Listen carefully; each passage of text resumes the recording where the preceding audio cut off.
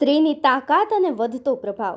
આજના ખાસ એપિસોડમાં આપણે વાત કરવા જઈ રહ્યા છીએ એક એવી શક્તિ વિશે કે જે ઘરથી લઈ અને દેશ સુધી પોતાની છાપ મૂકી રહી છે. સ્ત્રીની તાકાત અને તેનો વધતો પ્રભાવ. સમય બદલાયો છે અને સાથે સમાજની વિચારસરણી પણ. એક સમય હતો જ્યારે સ્ત્રીને માત્ર ઘર સુધી સીમિત માનવામાં આવતી હતી, પરંતુ આજે સ્ત્રી દરેક ક્ષેત્રમાં પોતાની આગવી ઓળખ બનાવી રહી છે. શિક્ષણ હોય, નોકરી હોય, બિઝનેસ હોય કે પછી રાજકારણ, સ્ત્રી આજે દરેક જગ્યાએ આગળ વધી રહી છે અને પોતાની મહેનતથી સફળતાના નવા શિખરો સર કરી રહી છે. પરંતુ સૌથી મોટો પ્રશ્ન એ છે કે સ્ત્રીની સાચી તાકાત શું છે? સ્ત્રીની તાકાત માત્ર એક શક્તિમાં નથી, પરંતુ તેની સહનશક્તિ પણ છે, તેના સંસ્કારમાં છે અને મુશ્કેલ પરિસ્થિતિઓમાં પણ હિંમતથી ઊભી રહેવાની તેની ક્ષમતામાં છે. આજે ગામડા હોય કે શહેર, સ્ત્રી હવે કોઈ પણ રીતે પાછળ નથી રહી. જ્યારે શહેરમાં પણ તક વધુ છે, પણ ગામડાની સ્ત્રીઓ પણ હવે આત્મનિર્ભર બની રહી છે. જો વાત કરીએ સ્ત્રી સશક્તિકરણની, તો તેમાં સૌથી મહત્વપૂર્ણ છે શિક્ષણ, આત્મવિશ્વાસ અને પરિવારનો સપોર્ટ. સાથે જ સમાજની માનસિકતા બદલવી પણ એટલી જ જરૂરી બની ગઈ છે. આજની યુવતીઓને એક ખાસ વાત કરીશું કે તમારા સપનાને ક્યારેય ના છોડો. નિડર બની અને આગળ વધો. તમારી તાકાતને ઓળખી અને દુનિયાને બતાવો અને સમાજ માટે એક વિચાર: સ્ત્રીઓને સમાન અધિકાર આપો, તેમને પ્રોત્સાહિત કરો અને એક સુરક્ષિત વાતાવરણ આપો. કારણ કે જ્યારે સ્ત્રી મજબૂત બને છે, ત્યારે સમાજ પણ મજબૂત બનતો જાય છે. સ્ત્રી માત્ર શક્તિ નહીં, પરંતુ સ્ત્રી એક પ્રેરણા છે અને સમાજની સાચી આધારશિલા છે. વધુમાં જાણીશું તેજલબેન પટેલે શું કહ્યું.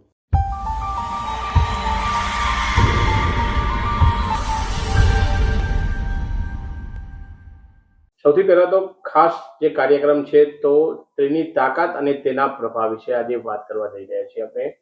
તો સૌથી પહેલા તો પ્રશ્ન છે કે આજનો સમય, જે સ્ત્રીની તાકાતને તમે કેવી રીતે જુઓ છો? આજના સમય પ્રમાણે જોવા જઈએ તો સ્ત્રીની તાકાત ઘર પૂરતી સીમિત નથી રહી. હવેની સ્ત્રીઓ જોવા જઈએ તો ઘર સાથે સાથે તમે જુઓ તો નોકરીમાં આગળ વધી રહી છે, પછી બધા ક્ષેત્રમાં આગળ વધી રહી છે. જે કે તે અત્યારની સ્ત્રીઓ તો રાજકારણમાં પણ આગળ વધી રહી છે. તો એક નેતા તરીકે, પછી તમે જોવા જાઓ તો નોકરીમાં પણ આગળ વધી રહી છે, એક નેતા તરીકે પણ સારી એવી રાજકારણમાં પણ આગળ વધી રહી છે. દરેક ક્ષેત્રમાં હવે તમે જુઓ તો પાયલોટ કે ગમે તે જગ્યાએ જો તો બધી સ્ત્રીઓ આગળ વધી રહી છે. તમારી દ્રષ્ટિએ તેજલબેન એવું કેવું છે કે રાજકારણમાં પણ સ્ત્રીઓને જવું જોઈએ? હા, રાજકારણમાં પણ સ્ત્રીઓને જરૂર જવું જોઈએ. તો સ્ત્રીની સાચી સૌથી તાકાત વધારે કઈ અત્યારે જોવા જઈએ? સ્ત્રીની તાકાત તો બધામાં હોય છે. જોવા જઈએ તો એ ઘરની જવાબદારી સાથે જોબ પણ કરતી હોય, એટલે સ્ત્રીની તાકાત બધામાં સમતુલન જાળવતી હોય. એટલે સ્ત્રીનામાં તો એક સહનશક્તિ પણ સારી એવી હોય છે. એટલે સહનશક્તિના સાથે સાથે ઘરની જવાબદારી, બહારની જવાબદારી, દરેક જવાબદારી સ્ત્રી નિભાવતી જ હોય. તો તેજલબેન એક વાત કરીશું તો અત્યારે જે ગામડાઓની સ્ત્રીઓ અને શહેરની સ્ત્રીઓ, આ બંનેમાં શું ફરક જોવા મળતો હોય છે? જોવા જઈએ તો શહેરની સ્ત્રીઓ હોય એમને થોડી તક વધારે મળતી હોય, કારણ કે સિટીમાં રહેતી હોય એટલે એમને બધી સગવડો પૂરી પડતી હોય, એટલે લોકોને વધારે સગવડો મળતી હોય. પણ જોવા જઈએ તો ગામડાની સ્ત્રીઓ પણ ગામડા સુધી સીમિત નથી રહી, કારણ કે એ લોકો શિક્ષણની દ્રષ્ટિએ આગળ વધી રહી છે. જે સ્ત્રીઓ ગામડામાં ખેતીવાડી કરતી હોય, પણ એ પણ હવે તો એમની બુદ્ધિ કૌશલ્યથી ગામડામાં ખેતીમાં પણ એ આગળ વધી રહી છે. તો બંને જોવા જઈએ તો બંને હવે સમાન જ થઈ ગઈ છે. અત્યારે સરકાર દ્વારા જે પગલા લેવામાં આવે છે કે સ્ત્રી સશક્તિકરણ, કે સ્ત્રીને એના પગ ઉપર ઉભા કરવાની જે અત્યારે સરકાર દ્વારા યોજનાઓ બનાવી રહ્યા છે, તો આ બાબતે સ્ત્રી સશક્તિકરણ માટે શું જરૂરી હોય છે? સૌથી પહેલા તો સ્ત્રી સશક્તિકરણ માટે તો પહેલા તો સ્ત્રીઓને સાજી સમજણ આપવાની, એમને સમજવાની જરૂર હોય છે. પછી એમને સાથ સહકારની જરૂર હોય છે. તો સમાજ કે ઘર બધા એમને જો સાથ સહકાર આપે, માન સન્માન આપે, તો એ સ્ત્રી દરેક વસ્તુમાં આગળ વધી રહેતી હોય છે. તો એમને અત્યારે બધાના સપોર્ટની જરૂર હોય છે, તો સપોર્ટ આપવાની ખાસ જરૂર હોય છે. તો જે સમાજ કહીએ છીએ કે જે આપણો સમાજ કહેવાય, એ સ્ત્રીઓને કેવી રીતે વધુ સશક્ત બનાવી શકે? સમાજ સશક્ત બનાવે કે કેવી રીતે બનાવે કે એમને સાથ આપીને. તો એમને સાચી સમજણ, જે સ્ત્રીઓમાં સમજણ ભણવામાં હોશિયાર હોય તો એ લોકોને થોડા ભણવામાં સપોર્ટ આપીને આગળ વધારી શકે છે.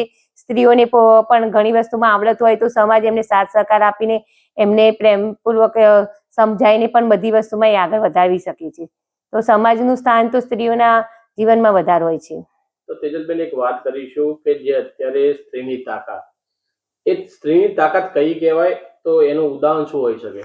સ્ત્રી હવે જોવા જઈએ તો સ્ત્રી એક માતા તરીકે, ઘરમાં એક ગૃહિણી તરીકે, સમાજમાં એક સારી એવી પોતાની નામ મેળવીને કોઈ વ્યવસાયમાં આગળ વધી રહેતી હોય તો સમાજમાં પણ એ સારું સ્થાન મેળવી શકતી હોય. તો સ્ત્રીની તાકાત તો બધી જગ્યાએ, કઈ જગ્યાએ નહીં, દરેક જગ્યામાં સ્ત્રી આગળ જ હોય છે અને એની તાકાત બધી રીતે ભૂમિકા ભજવતી હોય છે. તો એક અગત્યની વાત કરું તો સ્ત્રીઓને જે પ્રભાવ અને તાકાત એ લઈ તમે યુવતીઓને શું સંદેશો આપશો, આજની જે બહેનો છે એમને? આજની સ્ત્રીઓને, પહેલી તો યુવતીઓ તો ભણવામાં હોશિયાર હોય છે. આજની દરેક છોકરીઓ હવે તો ભણવામાં આગળ વધી રહી છે, તો એમને નિડરતાપૂર્વક આગળ વધવું જોઈએ. કોઈ પણ, અને સ્ત્રીઓ પણ ભણવામાં બધી રીતે હોશિયાર હોય છે. તો કોઈ સ્ત્રી સામાન્ય હોતી નથી, દરેક પોતપોતાની બુદ્ધિથી હોશિયાર જ હોય છે. તો એને કોઈ બહાનું ના કાઢવું જોઈએ કે મને આમ તકલીફ છે એટલે હું આમ નથી કરતી, તેમ નથી કરતી. કોઈ પણ પ્રકારનું બહાનું નથી કરવું ના જોઈએ. એ લોકોને પોતાની કૌશલ્ય બુદ્ધિથી આગળ વધવું જ જોઈએ.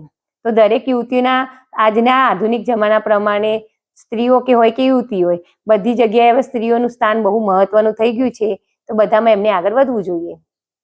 દિવસે ને દિવસે જોવા જઈએ તો સ્ત્રીઓ, જે બહેનો, એ ઘણી બધી જગ્યાએ રમત ગમતના ક્ષેત્રે પણ આગળ જાય છે. આ બાબતે શું કહેશો? એ તો જરૂરી છે. સ્ત્રીઓ હવે દરેક જગ્યાએ આગળ વધી રહી છે, તો રમત ગમતમાં પણ એમને એમની બૌદ્ધિક કૌશલ્યથી આગળ વધવું જોઈએ. તો એની અંદર જોવા જઈએ તો કલ્પના ચાવડા, જે અંતરિક્ષમાં એમનું નામ છે, તો આ બાબતે શું કહેશો?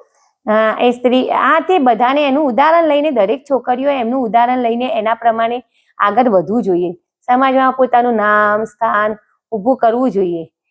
કે એટલું એવું સીમિત નથી રહ્યું કે પુરુષો જ બધામાં આગળ વધે છે. સ્ત્રીઓએ પણ આ બધી યુવતીઓને જોઈને પોતાને આગળ વધવું જોઈએ. સ્ત્રી દિવસ કે સ્ત્રી સશક્તિકરણનો સાચો અર્થ શું? જે દિવસે બધી સ્ત્રીઓ પોતાનું સ્થાન સમજશે, સમાજમાં પોતાની ઇજ્જતનું સ્થાન, પોતાનું નામ વધારશે, એ વખતે બધાને પોતપોતાની રીતે સ્થાન, નામ વધારવું જોઈએ.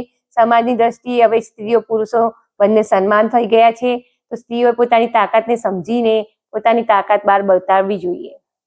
તો સાચી સ્ત્રી સશક્તિકરણ કહેવાશે. તો તમારી દ્રષ્ટિએ જોવા જઈએ તો સ્ત્રી, જે નાનું છોકરું હોય કે જ્યાં નાની દીકરી જન્મ થાય, તો સૌથી પહેલા તો તેને અગત્યનો મુદ્દો કયા રૂપે તમે એને જન્મ આપીને મોટા કરશો? એટલે કે સ્ત્રીને જો દીકરી હોય તો પહેલાથી દીકરીને પોતાની આવડત, બુદ્ધિ, કૌશલ્ય માટે એનો વિકાસ કરવો જરૂરી છે. નાનપણથી એને એવું નહીં બતાડવાનું કે એ સ્ત્રી છે તો ઘર પૂરતી સીમિત છે. ના, એને બધી રીતે આગળ વધારવી જોઈએ. તો એક કહેવત છે કે સ્ત્રી માત્ર શક્તિ નહીં પરંતુ સમાજની આધારશિલા છે, તો આ બાબતે શું કહેશો તમે? સ્ત્રી વગર તો બધાનું જીવન અધૂરું જ હોય છે. ઘર હોય, પરિવાર હોય, કોઈ પણ જગ્યાએ સ્ત્રીનું સ્થાન મહત્વનું હોય જ છે. તો સ્ત્રી વગર તો દુનિયામાં કોઈ અવતાર જ નથી, હું તો એમ જ કહું છું. તો દરેક જગ્યાએ સ્ત્રી પોતપોતાની બુદ્ધિ તાકાતથી આગળ વધી રહી છે, તો સ્ત્રીનું સ્થાન મહત્વનું હોવું જોઈએ. તો સ્ત્રીઓને સન્માન આપવું જોઈએ કે કર્તવ્ય, એ બાબતે શું કહેશો? સ્ત્રીને તો સન્માન બહુ જ આપવું જોઈએ. કર્તવ્ય પણ છે ને એને સન્માન માટે જરૂરી છે. કારણ કે સ્ત્રી તમારી ઘરની જવાબદારી, પછી તમારી બહારની એ જોબ કરતી હોય તો એમના વિકાસની, બધી ઘર પરિવારની પૂરી જવાબદારી એ ઉપાડતી હોય છે.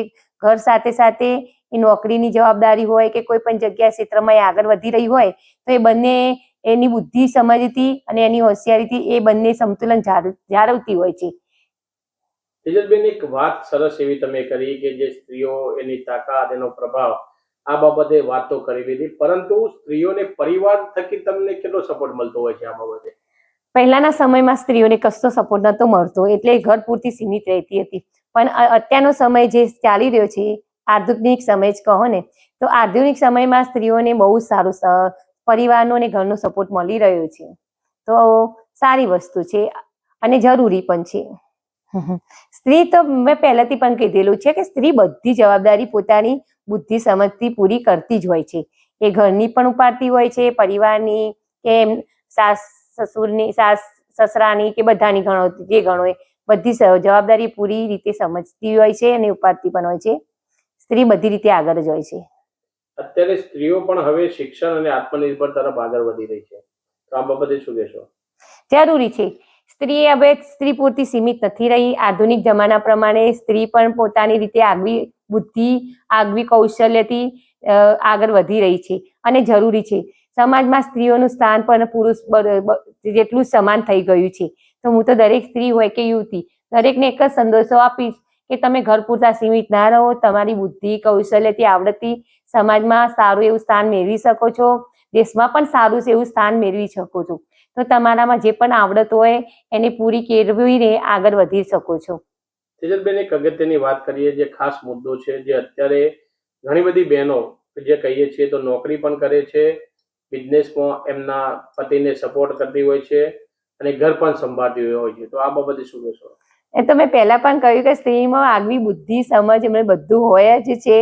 એ પોતાની આગવી બુદ્ધિથી બધું સંભાળી જ શકે છે. એ ઘર પરિવાર હોય કે પોતાની નોકરી હોય કે કોઈ પણ રાજકારણમાં હોય, પણ સ્ત્રી પોતાની આગવી બુદ્ધિથી બધું સંભાળી શકે છે. તો તેજલબેન, એક આ બધી તો વાત આપણે કરી દીધી, સ્ત્રીની તાકાત અને સ્ત્રીની પ્રભાવ. તો એના સિવાય એક મુદ્દો છે અત્યારે જે ભક્તિ, તો આ બાબતે શું કહેશો તમે? ભક્તિ કરવા માટે જે બહેનોને તમે શું સંદેશો આપશો? ભક્તિ તો સ્ત્રીઓ તો પૂરેપૂરી બુદ્ધિશાળી જ હોય છે. હવે એમને 24 કલાક મળતા હોય છે, તો સ્ત્રી પોતાની આગવી બુદ્ધિ સમજથી સારી ઊંઘ પણ પૂરી કરી શકે છે, ઘરની જવાબદારી પણ પૂરી કરી શકે છે. સાથે સાથે 24 કલાકમાં 1 કલાક તે ભક્તિ પણ માટે કાઢી શકતી જ હોય છે. તો સ્ત્રીઓ બધી રીતે એમની બુદ્ધિ આગવી બુદ્ધિથી બધું કરી શકતી જ હોય છે. એને ભક્તિ તો કરવી જરૂરી જ છે. ભક્તિ કરવાનો શું ફાયદો થતો હોય છે? મગજ શાંત રહે છે. પ્રાર્થના કરવાથી મગજને આમ એકાગ્રતા મળે છે. એટલે ભક્તિ તો જરૂરી જ છે.